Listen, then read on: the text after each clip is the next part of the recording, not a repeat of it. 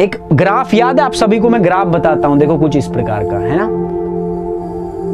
हर दिन मैं बताता हूं, बार बार 50 बार बता चुका हूं और 50 बार और बता दूंगा। पता है क्यों? क्योंकि हमारी स्टोरी है ही इसी टाइप की।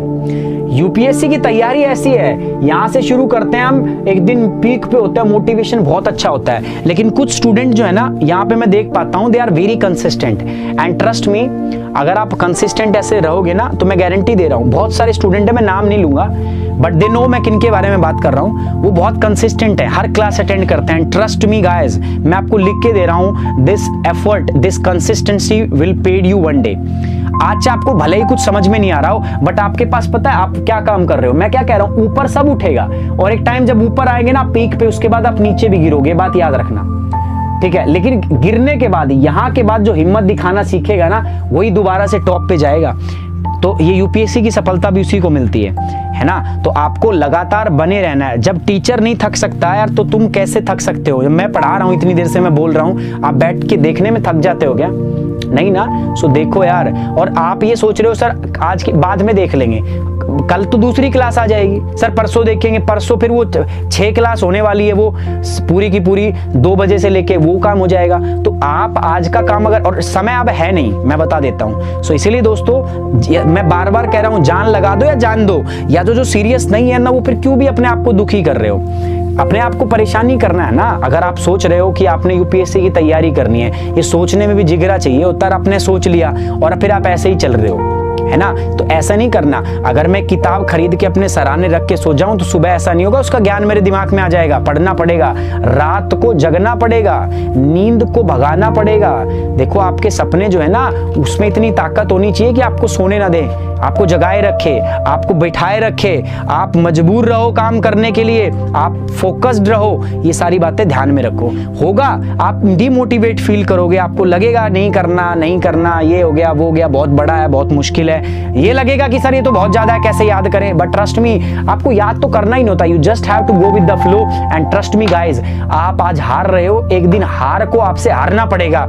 हार जाएगी यार, क्या कहेगी, ये तो ढीठ हो गया भाई, ये तो हार के 600 बार हार चुका है, लेकिन मान ही नहीं रहा। तो एक दिन हार तुमसे हार जाएगी कि ये तो हारने के बाद भी हार नहीं मान रहा, तो एक दिन हार हारेगी और उस दिन आपकी जीत होगी। बस उस दिन का इंतजार रखो, हारते रहो कोई बात नहीं, लेकिन बस एक चीज याद रखो, हारने के बाद जो उठने का मजा है ना, उठने का जो हौसला है, वो लेके आओ बस।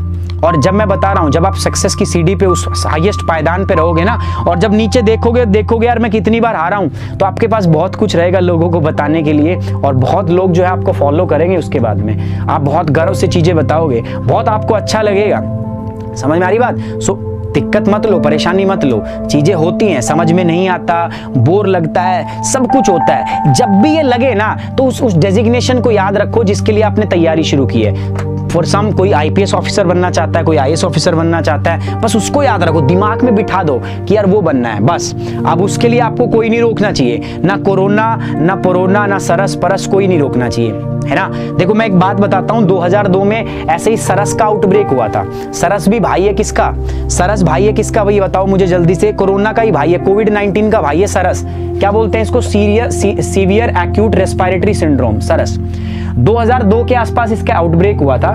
तो मेरे एक अंकल है, मेरे चाचा जी हैं, मेरे को इसकी स्टोरी सुनाया करते हैं। पता है क्या, मेरे चाचा भी एक यूपीएससी के एस्पिरेंट थे, तो उस समय कम चांसेस होते थे, तो उनका आखिरी चांस था और वो बहुत अच्छी तैयारी उन्होंने की हुई थी, और उन्होंने डिसाइड भी किया था कि वो जाएंगे और बाहर जाके तैयारी करेंगे। तो जस्ट एग्जाम के टाइम पे, जैसे अभी हो रहा है ना, 2 महीने आपका एग्जाम है, और जस्ट उस एग्जाम से पहले वो उनको तैयारी करनी थी, और वो तैयारी करने से पहले आउटब्रेक ऐसा हो गया था कि लगभग बहुत भयानक गंभीर स्थिति पैदा हो गई थी।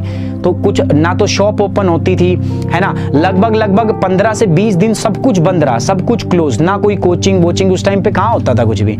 ऑफलाइन कोचिंग होती थी, उनकी मोनोपोली होती थी वहां पर, लेकिन सब कुछ बंद।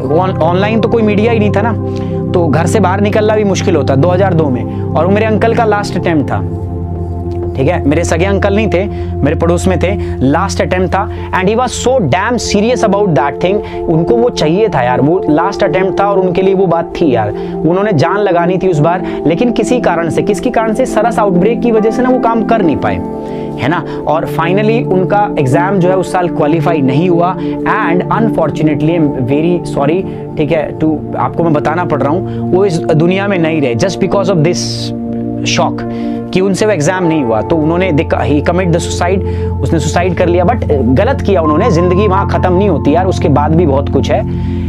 लेकिन ऐसा क्यों हुआ यार दोस्तों, उस समय लैक ऑफ रिसोर्सेज, आपके पास तो सब कुछ अवेलेबल है यार, मैं खड़ा हूं यहाँ पे पढ़ा रहा हूं, आप घर पे बैठे हुए हो, आपको दिल्ली नहीं आना पड़ रहा, आप घर पे बैठे हो, है ना, कोई अपने बिस्तर पे बैठा हुआ है, कोई कुर्सी पे बैठा हुआ है, मम्मी को बोल दिया मम्मी एक चाय बना दे, एक कप, है ना, रोटी खा रहे हो, खाना खा रहे हो, आराम से बैठ के पढ़ रहे हो, यहाँ सर बोले जा रहे हैं, आपको कोई दिक्कत ही नहीं हो रही, है ना, मन आया तब भी कुछ यहाँ पे लिख दिया कमेंट बॉक्स के अंदर उल्टा सीधा, ये कर दूंगा वो कर दूंगा, है ना, देख दो को से पूछ लिया कैसी हो कैसी नहीं हो, यही सब चीजें, ये उस समय नहीं था, समझ रहे हो, उस समय ये चीजें नहीं थी।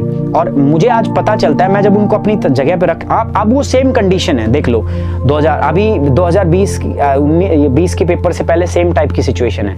अब लोग डर रहे हैं बाहर जाने से, क्यों, क्योंकि वायरस आउटब्रेक है ना। लेकिन आज आपके पास सारी सुविधा है, आज आपके पास YouTube जैसा प्लेटफॉर्म है जिसपे UPSC अनअकैडमी जो चैनल है वो है, जो आपको पूरी सेवाएं प्रदान कर रहा है, हमारी पूरी टीम आपके लिए लगी हुई है, साथ ही साथ अनअकैडमी है आपके साथ यार। ऐसा प्लेटफॉर्म उस समय नहीं था, अगर ये प्लेटफॉर्म उस समय होता ना तो ये मेरे अंकल जो थे ये जिंदा होते, घर बैठ के कर रहे होते अपनी तैयारी बढ़िया से, है ना, और बहुत अच्छी तैयारी होती है यार, सब कुछ बहुत अच्छा होता है। सो दोस्तों मैं कह रहा हूं कि जॉब है, it's a job, IAS IPS बनना इट्स अ जॉब, ठीक है। अब जरूरी नहीं है कि सब इसके लिए फिट हो, लेकिन फिट वो होगा जो सबसे ज्यादा मेहनत करेगा। तो या तो आप मेहनत करो, otherwise one day will come कि आपको बहुत ज्यादा डिप्रेशन हो जाएगा यार, तो वो भी नहीं करना है। मैं क्या कह रहा हूं, वो भी नहीं करना है, क्योंकि आपके पास सब कुछ है, you have everything, you just have to put effort in the right direction. You have YouTube, you have Unacademy, you have Pawan sir, you have Ashirwad sir, you have me, you have Mrunal sir, you have Roman Saini sir,